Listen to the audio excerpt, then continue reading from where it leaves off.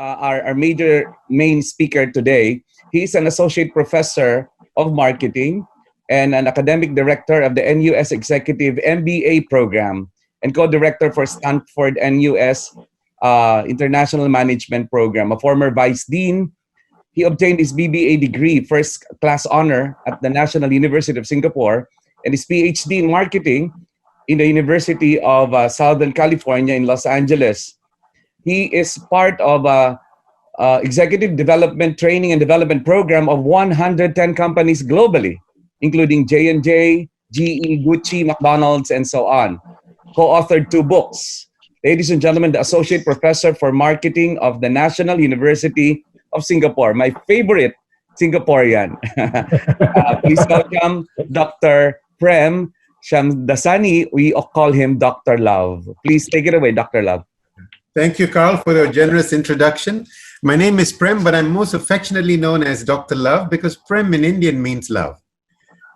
So, it's my personal branding, and it's a coincidence that I'm a professor of marketing and branding as well, and the importance of branding and building brands that you trust. You know, what this crisis, this whole pandemic has taught me, I've had a lot of opportunity for introspection, and clearly it has made me reevaluate this whole notion of our humanity, you know, in the way we have responded to the crisis, and also the importance of humility. So at its most basic level, you know, it's about humanity and humility in dealing with this response and various communities, people, consumers, employees that are affected by it. And also, I think I've spoken to quite a few senior executives who are enrolled in our various executive programs. And the question is, you know, rethink their basic purpose, their organizational purpose, and also reevaluate and re-examine the whole notion of value. Why do we exist? You know, and looking and recalibrating the way we think about value, not just only from the companies or the shareholders' perspective, but also to reevaluate our whole value proposition across several stakeholders. One would be the consumers. What are they looking for post-pandemic? Do we need to recalibrate our business model? Do we need to rethink the basic propositions we bring to them in terms of affordability, accessibility? How do we build trusted brands? You know, how do we do business with a conscience? So all these things are being impacted in the way consumers will start looking at us as organizations. Also applies, in addition to stakeholders and consumers, we have to look at, as a company, are we doing good by our employees? And this is where, you know, a lot of HR and organizational behavior experts are looking at the need for empathy. Clearly, if we want to lead our organization through these difficult times and post-pandemic as well, you know, we need to really demonstrate empathy. Clearly, this crisis has made it imperative that we explore other models of working through telecommunicating, remote working. Even as educators, we have a lot of distinguished executive educators here with us. You know, the whole notion of educating people through online, looking at how we can engage them and stimulate their learning because of the distance, the social distancing that's required. And also the notion of, you know, how can we continue?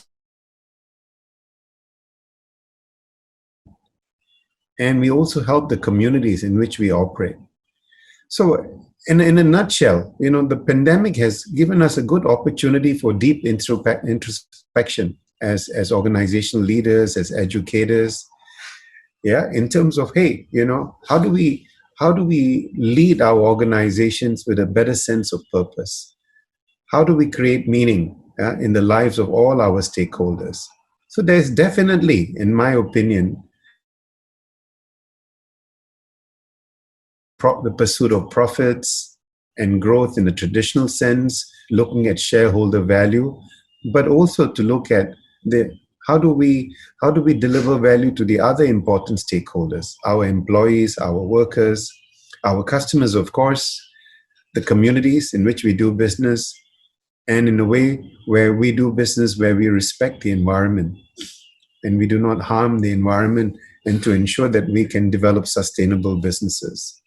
So this is something that I think, uh, in a way, every organization should ask these questions internally. Whether we are universities, whether we are small businesses, whether we are big businesses.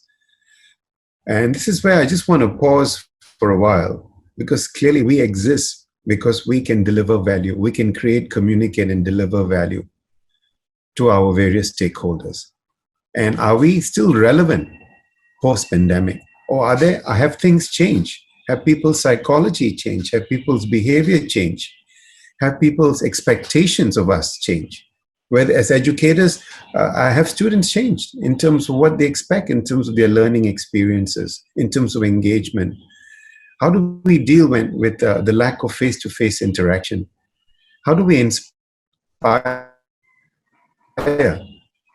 students, colleagues, communities?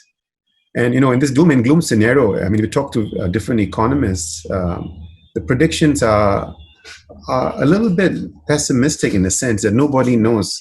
This is unprecedented, how long this will last. 6 months, 1 year, 2 years, 3 years. So clearly it is also about not only rethinking about our values, our organizational purpose, but building resilience. Building that resilience at the individual level, at the organizational level, demonstrating empathy, flexibility, agility. If we do not build those new values, it's going to be very tough for us to adjust to the post-pandemic world, which has changed and will change.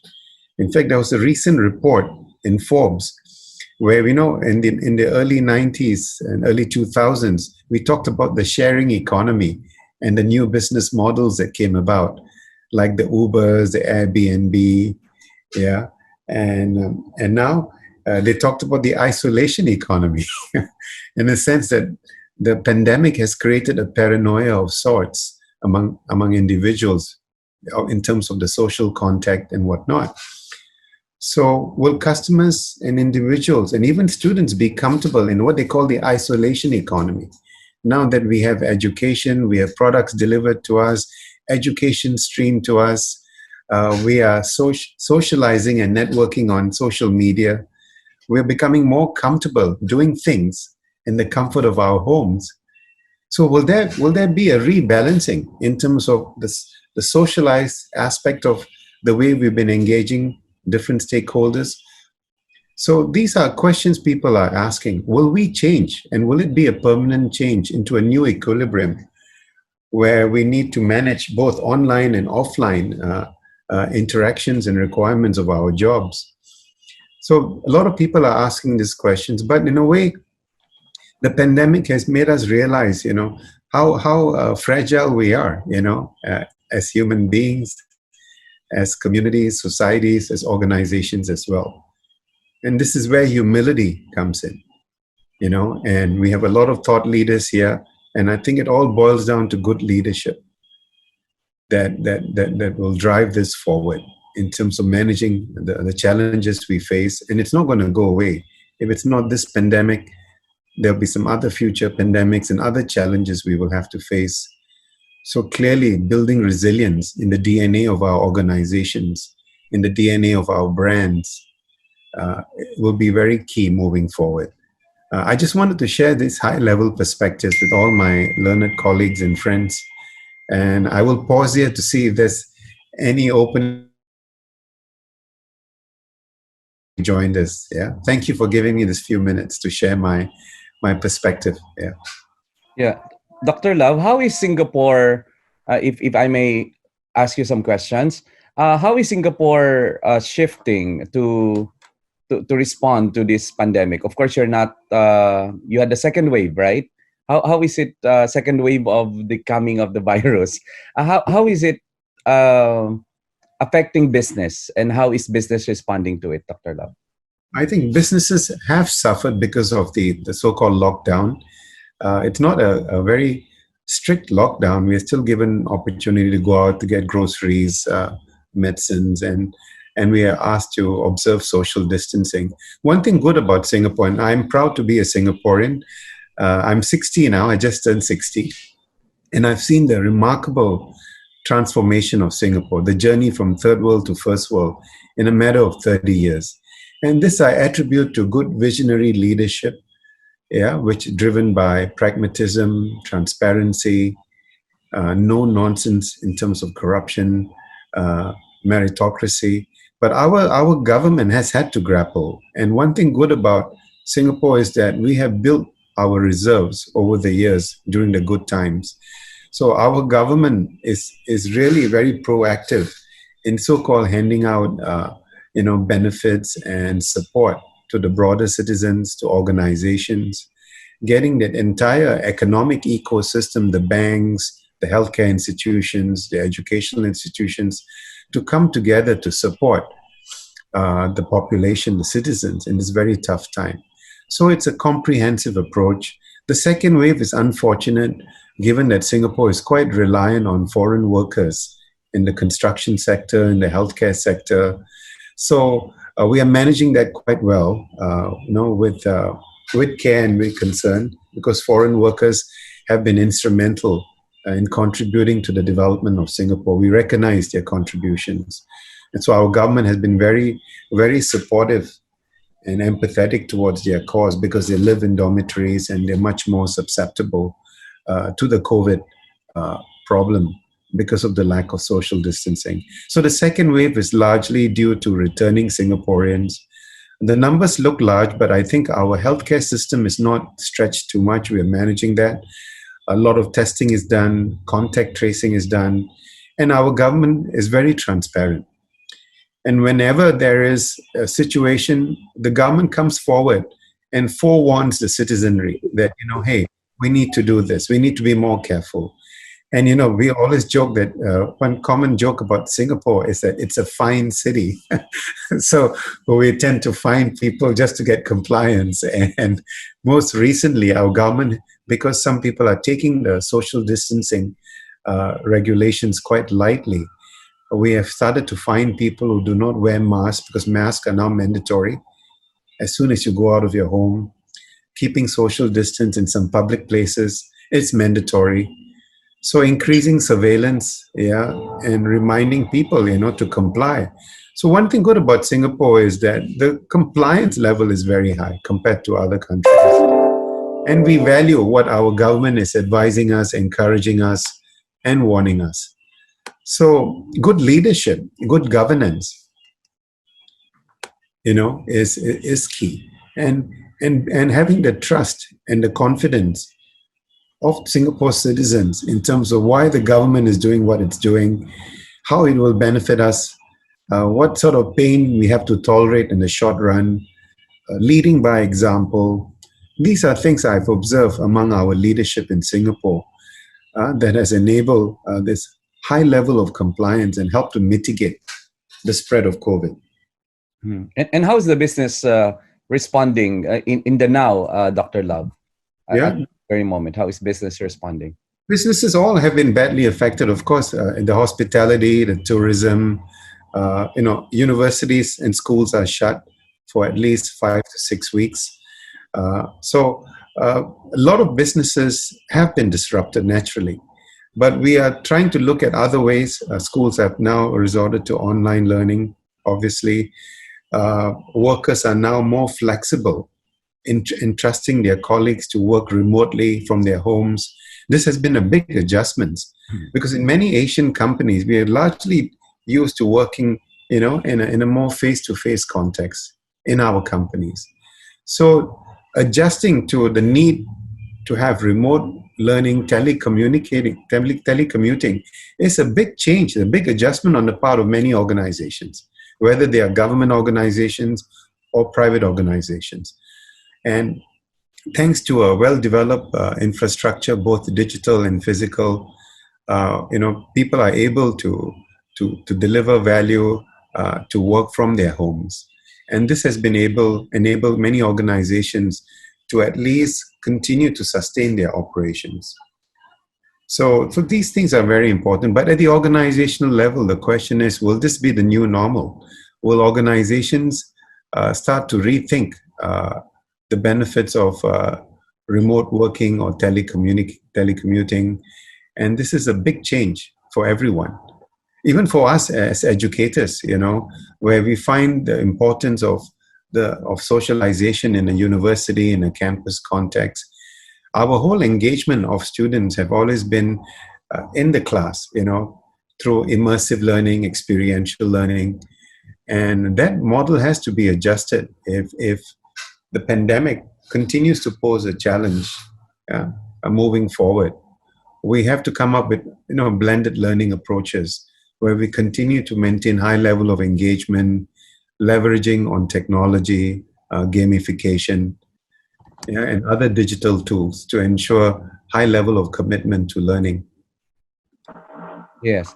And before I turn it to Rhoda, because Rhoda would like to ask a question. Dr. Love, I was asked this question in the conference of the Philippine Franchise Association yesterday, and I want to ask you the same question I was asked. Now that in the context of training and learning, like school and training and development in organization and schools in higher education, especially, now that we have somehow, in some degree, proven that it can happen virtually, do you think it will affect the way we are conducting learning in the universities or in schools and in training and development of organization? Do you think the time that we have been quarantined is long enough to establish a new habit and a new realization that learning can actually happen virtually? What's your comment on this? Yeah, I think the new realization is learning can happen virtually. Work can happen virtually for those who are fortunate enough to be able to work remotely.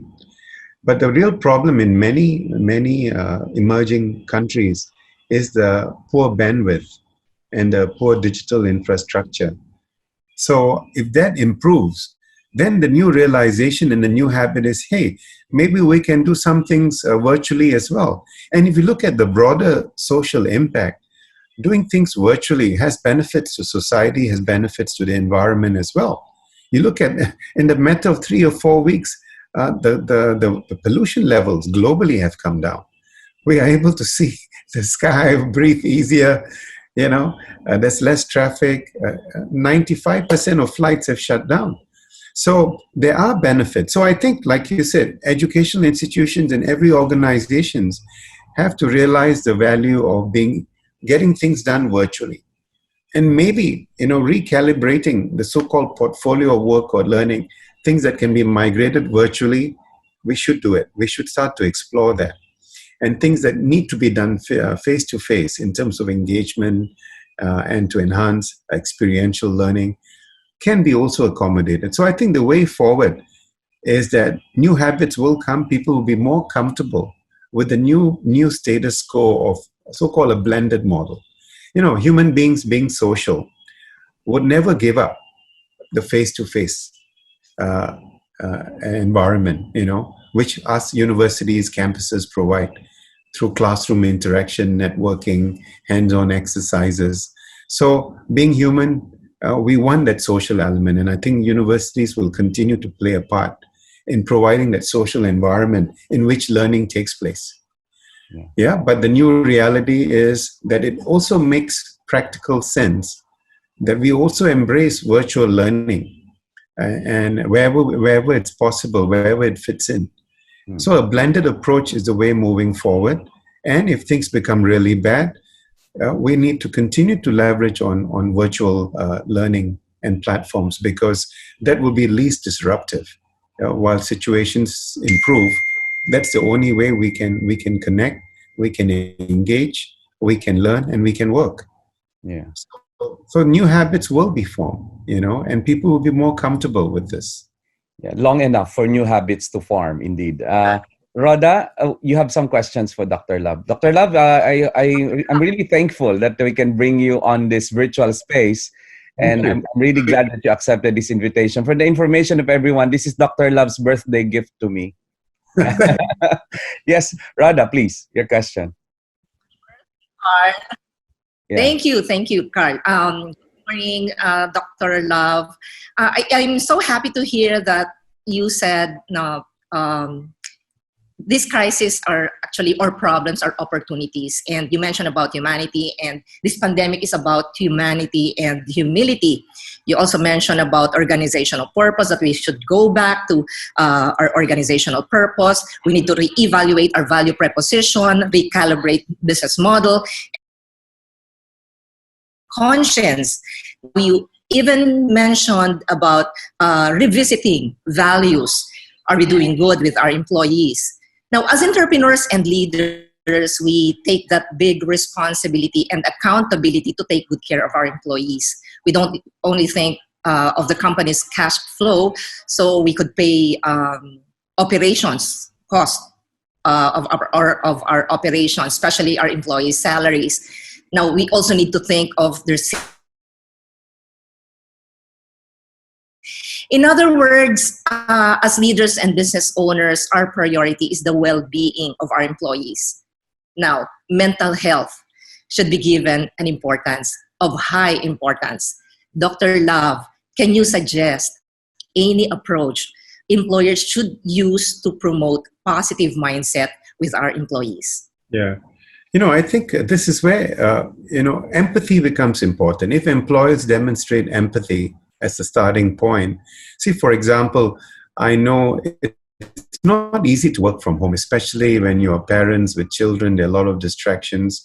So one way where employers can demonstrate empathy is to recognize that working from home is a new habit that's being formed. And there are a lot of distractions, sometimes technology, bandwidth, sometimes children and family. It may be not as conducive learning or working from home for many people. So understanding that and in a situation like now where we are locked down is a starting point, So re-examining the future of work, roles and responsibilities, adjusting expectations of employees, and also, an organization, like you said, the mental health, the emotional health is so important because this is a very difficult period. So that we all talk about, when part of good leadership is not just about getting the intellectual buying into doing the right thing, but also the emotional buying in. And I think this is where leadership have to demonstrate empathy, recognize these are difficult times, demonstrate flexibility, show some agility, and some willingness to pivot wherever they have to.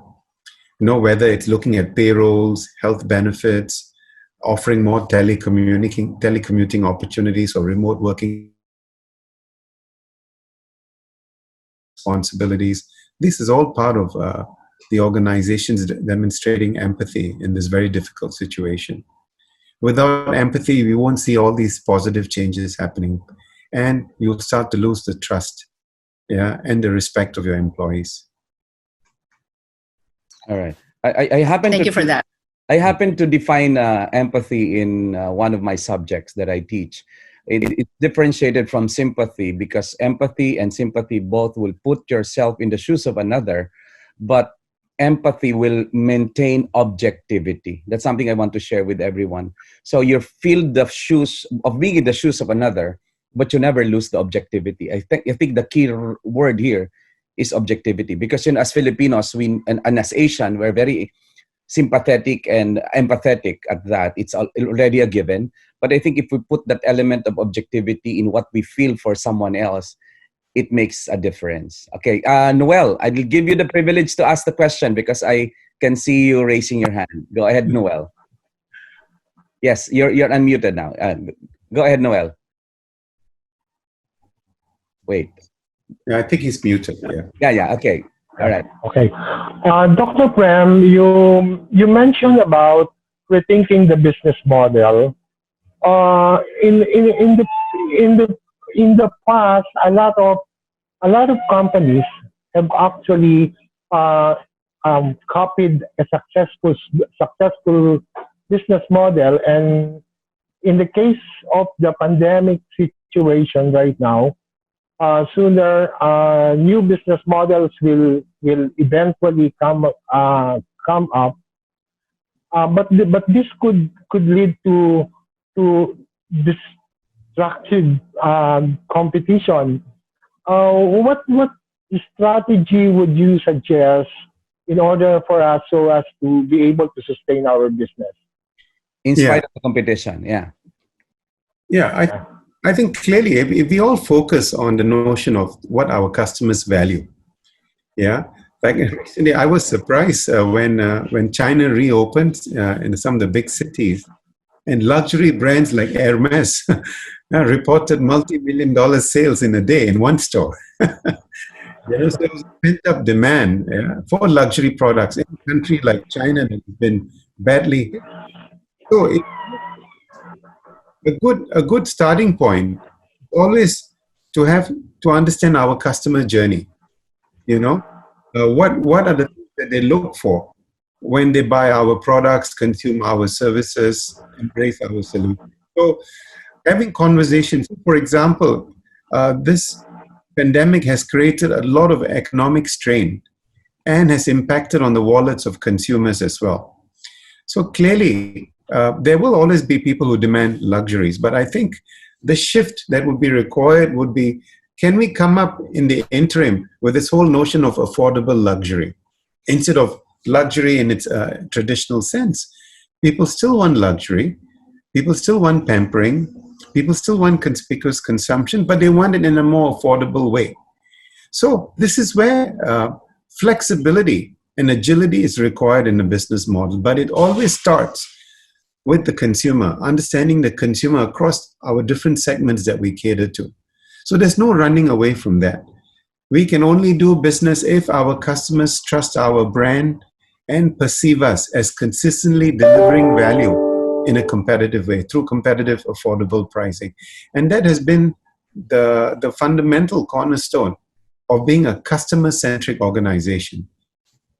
Focusing, and this value perceptions may change. Clearly now, there's a lot of pressure for affordability, but we cannot shortchange our customers by compromising quality, efficacy, reliability, just because they want cheaper products. Today's consumers, because of the inability for face-to-face shopping, physical shopping, they demand very efficient fulfillment for their online orders as well. They demand very generous return and refunds policies for things that they are ordering online. They demand freshness of the produce that they are ordering online. So clearly, there'll be demand for e-commerce because e-commerce provides the convenience. Return and refunds policies. Yeah. So these things are there. So when we have questions like that, it's not about competition, but whether we are confident we are delivering value to our customers. Yeah. In a differentiated and transparent and competitive way. If we are able to reorganize, look across the entire value chain to see where, for example, we can take out some costs in these difficult times and make our products affordable. I was discussing this with Carl, and I talked about it in various of my programs. If you look at the iPod, when iPod was launched in 2001, they redefined, they disrupted the business model of way we consume music, the way we enjoy music, by making music available in very affordable chunks, like 99 cents, one song at a time, rather than having to buy the entire album or CD. So they made music affordable, they made lectures affordable, they made books affordable. So they redefined it by using a download model and paying per song. So consuming information in bite sizes. And Apple just recently launched a very affordable iPhone for about $400 US, when typically their phones, to respond to this COVID situation, they have come up with a very affordable phone at around $400, which is cheaper than some Chinese brands. Of course, their flagship models sell for over $1,000 US, $1,300, $1,400. So it shows you how they are responding to it, to this situation right now. Thank you, Dr. Love. Imagine that we're only listening to Dr. Love for the past 35 minutes, and imagine we're like reading a book by every word he's using. You can just imagine my experience of having, having been under his program in the National University of Singapore with the Stanford University for 2 weeks, even up from 7 o'clock in the morning up to 6 o'clock in the evening at that, and conversation with 50 executives. And my only regret, if I may take this opportunity, my only regret at that time is I was the only Filipino in that class of 50 executives from all over the world. And then I started asking Dr. Love if there were many Filipinos who have joined these kinds of program by the NUS and the Stanford, and he said he could identify a few. And which is why I'm talking to you about it right now, is because they're running great programs. Well, a little more pricey for the Philippine money, but it's all gonna be worth it. Can you imagine that experience? I was locked down in a hotel with 50 executives from all over the world, and the requirement was we had to be executives, and we had to prove that status of being executive. I'm sharing it with you, ladies and gentlemen, because if there is something I really value in my learning experience, is that NUS Stanford experience, Dr. Love. And Dr. Love, I don't want to keep you any longer because I know your time is very precious, but this is a question coming from the Q&A. Some of them, they have had been touched already. That's why I won't have to repeat it. The question is, what do you think are, what industries or what businesses do you think can readily bounce back and which cannot? That's a very, wow, what a question, diba? And during this time of crisis, what should business leaders invest in to survive and even scale their business? So the first question is, which will bounce back and which may have difficulty bouncing back, and where do we invest in this time of crisis? Yeah. I think, again, this question is contingent on where we are economically. I mean, if we are agri-based, commodity-based, are we manufacturing-based, are we services-based? So the fundamental starting point in terms of prioritizing which industries we should open up first would be to look at where we are economically as a country. What are some of the key strategic industries that we are relying on?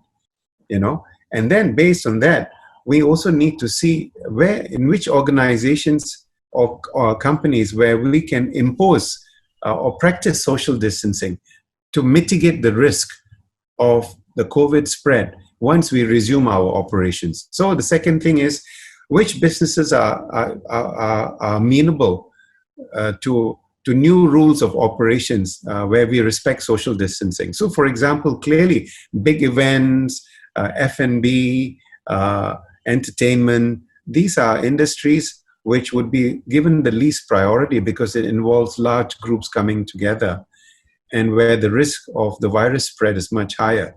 So, leaders should come together, community leaders, government leaders, business leaders should all come together and say, okay, look, at different parts of Philippines, certain economies, certain industries are key, and if they are priority and they absorb a lot of the workforce, so healthcare and all, of course, they've been running through the COVID spread.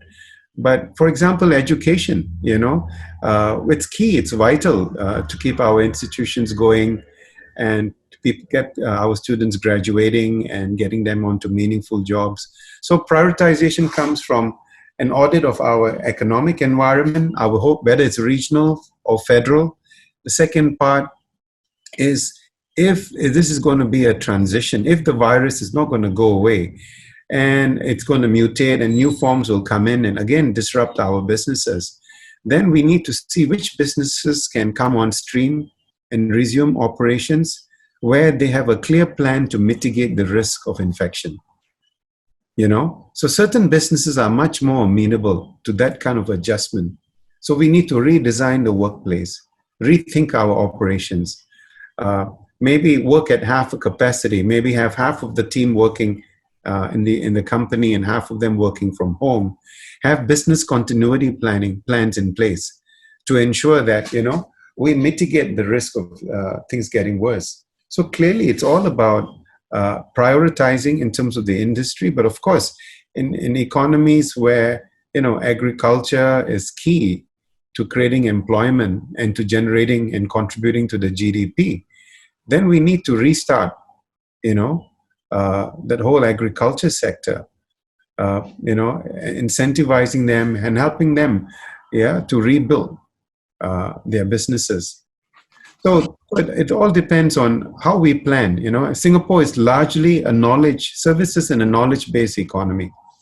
And thankfully, in the knowledge economy, a lot of the work can be done remotely. So the disruption is less. That means people can continue to work.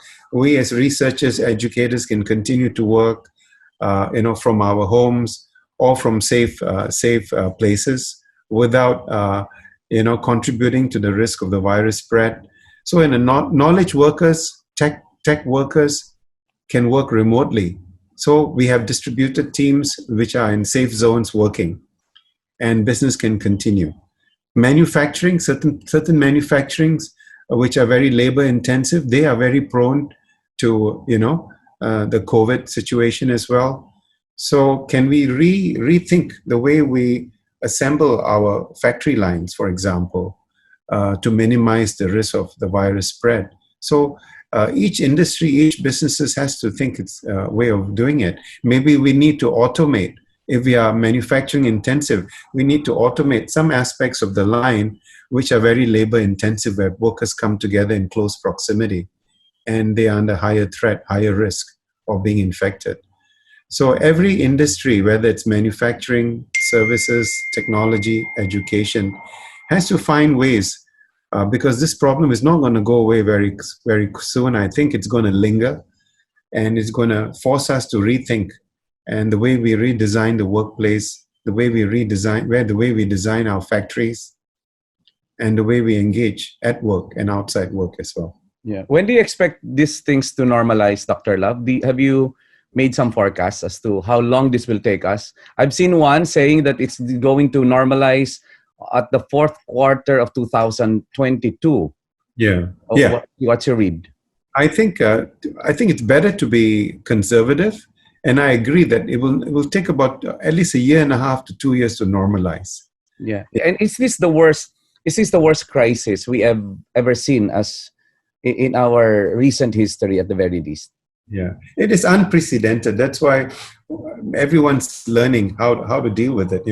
Government leaders, organizational leaders, community leaders, business leaders. Everyone's trying to figure out. We are building those frameworks and tools, in terms of how do we continue to do things, and work around the pandemic issues. But main thing, clearly, we need to restart our economies. We need to get employment back. We need people to have incomes to support their living standards and their aspirations as well. Yeah. So clearly, restarting the economy is key. But like you said, restarting the economy in a very measured, calibrated way, so that we mitigate the risk of the virus. All right. Dr. Love, before the last question on the program that you're offering in NUS, what is your favorite place in the Philippines? Oh, of course, it's Palawan. Yeah, we had a chance to. Go ahead. If I had to hide away, and Carl mentioned that there's no incident of the coronavirus in Palawan, despite having a population of 1 million and being a tourist destination. That's really impressive. Yeah. Credit to the local government. For keeping the problem under check. Yeah. Ladies and gentlemen, I had the privilege to host Dr. Love and the family in Palawan when they went here, and we invited them with the PCCI Quezon City and QC Baco conference that was the first Quezon City Business Conference, and we had Dr. Love as our main speaker. I had him here, and the gift I gave him was a tour to Palawan, and he found it wonderful, and he's looking forward to being back. Right, Dr. Love? 3 days isn't enough, 3 days, and build my safe house in Palawan as well. Of course, let's all do that. And Dr. Love, someone has messaged about the interest to the program you're offering in NUS. Please do the honor of inviting them. Sure, definitely. Yeah. Please invite them to the NUS, especially NUS Stanford program that I had. Would you have it this year Yeah, we run it every year. The only challenge this year is that if the situation in the US doesn't improve, then my dear colleagues from Stanford who co-teach with us, NUS faculty in Singapore, might be affected. But so this is so it's contingent on the COVID situation in the US improving and travel restrictions being removed. So there is a possibility for the first time in our 40-year history that we may have to postpone the Stanford program, which we normally conduct in the summer, in the mid-August. Yeah. And Carl mentioned we have 10 faculty involved, 5 from Stanford who fly in, and 5 from NUS. And we provide so-called thought leadership, business model perspectives on doing business. So we have the North American perspective and thought leadership shared by my colleagues from Stanford. And then we have the Asian thought leadership and perspective shared by myself and my colleagues from National University of Singapore. So it's a good blend, a good mix of East and West. And, you know, we were looking forward to celebrating our 40th anniversary, one of the largest partnerships, you know, in executive education globally. So I do welcome some of you who have the opportunity and the time to come and participate in our program. It is a really wonderful blend. I've been orchestrating and directing this program for 20 years. We have constantly evolved the topics, the curriculum, the content, the case studies. And like Carl may have mentioned, it's a good networking opportunity because a lot of the learning will come from your peers. 50 or so accomplished senior executives, entrepreneurs who are part of the cohort will provide a lot of opportunities for peer learning, peer sharing, and networking as well. Yeah, take it from me. And now I have friends from all over the world, from Russia to Germany to Peru. And in fact, Dr. Love, they requested me something in our WhatsApp group. They want this video sent to them because I promised them, because they couldn't watch because of time differences. And then they said they want to watch this again, and because they miss you. You know, Dr. Love lives up to his name. He's a very lovable professor. Imagine 5 professors from NUS, some of the best, really the best, and Stanford faculty flying to Singapore for that for 2 weeks. It's really the best learning experience. And not many Filipinos, Dr. Love, have participated in the past. But exactly, and I look forward to, you know, once things get sorted out globally after this pandemic settles down, I look forward to welcoming you guys to our program. Yeah, we need a lot more participation from the Philippines and from ASEAN in general as well. And in the last batch, you had the Filipino who rocked and roll. I mean, you know, who's on top of the class, right? And I must say, I mean, I don't want to, you know, Carl was really very contributing very, you know, generously to the classroom discussion. I did give him some airtime in my sessions as well to share his thinking around the topics that I'm passionate about, whether it is, you know, customer centricity, or whether it's brand alignment, or doing business with a purpose, with a heart. These are some of the topics that I shared in my sessions in the program. And Carl, who's been very active and doing his fair bit in the Philippines, was very happy to share. So we had very good representation of the Philippines and what's going on through Carl's participation in the program. Yeah, and thank you very much, Dr. Love. Thank you for your time. And if you have one advice to give to Filipinos to survive this and to bounce back on this, what's that? Yeah, have some humility. Yeah, love yourself and love everyone around you. Yeah, and build some resilience. Yeah. Thank you so much, Dr. Love. As we say it, maraming salamat. Maraming salamat po, mabuhay, and thank you very much for the generosity of being part of this conversation today. Thank you for inviting me. Thank you. Thank you, Dr. Love.